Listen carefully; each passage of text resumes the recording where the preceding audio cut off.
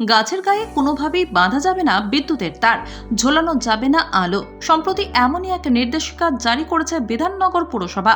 কিন্তু বিধাননগর মেলাকে কেন্দ্র করে সেই নির্দেশিকায় লঙ্ঘিত হতে দেখা যাচ্ছে।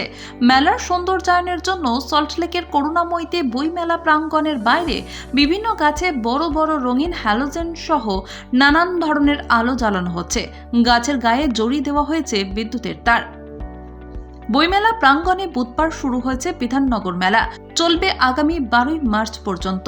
প্রতি বছরই বিভিন্ন মেলাকে কেন্দ্র করে বইমেলা প্রাঙ্গণের বাইরের গাছ আলো দিয়ে সাজানো হয়। তাছাড়া বাড়ির নিচের রেস্তোরাঁ, স্পা, কফি শপ সহ নানান ধরনের বাণিজ্যিক কর্মকাণ্ড ঘিরেও গাছের গায়ে আলো জ্বালানো দস্তরে পরিণত হচ্ছিল। সেই কারণেই ওই নিষেধাজ্ঞা জারি করে পুরসভা।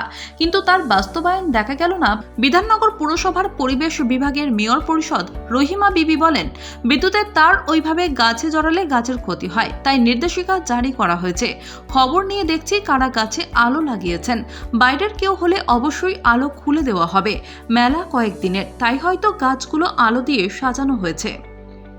বিধাননগর মেলা যে জায়গায় হয় তার গায়েই সেন্ট্রাল পার্ক, সেখানে বহু পাখির বসবাস। তাছাড়া মেলা প্রাঙ্গণের বাইরে যেসব গাছে আলো লাগানো হয়েছে সেগুলিতেও পাখি, কাক বসতে দেখা যায়। পক্ষীপ্রেমী সুদীপ ঘোষের কথায় সবসময় যে গাছে পাখি থাকবেই তেমনটা নাও হতে পারে, কিন্তু ওইভাবে একাধিক গাছে আলোকিত পরিবেশ থাকলে পাখিরা দিন এবং রাতের তফাৎ করতে পারে না। পাশেই তো সেন্ট্রাল পার্ক, পাখিদের বড় আস্তানা।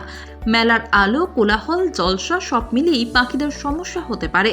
পরিবেশ প্রেমীদের একাংশ জানান, সারা বছর ধরেই শহরের নানান উৎসব ঘিরে আলো লাগানো হয় আর তার জড়ানোর জন্য গাছেদের ব্যবহার করা হয়। তাদের মতে একজন মানুষকে সারা রাত আলো জ্বালিয়ে জাগিয়ে রাখলে যেমন কষ্ট হয়, একটি পাখিরও তেমনই কষ্ট হয়।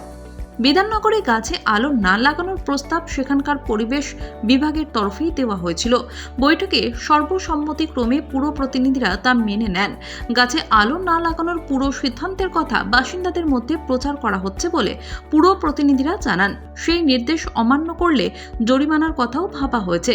কিন্তু পুরসভার সেই নির্দেশ যখন পুরসভা আয়োজিত মেলা ঘিরেই লঙ্ঘিত হলো, তখন কার বিরুদ্ধে কী ব্যবস্থা নেওয়া হবে সে বিষয়ে উঠছে প্রশ্ন।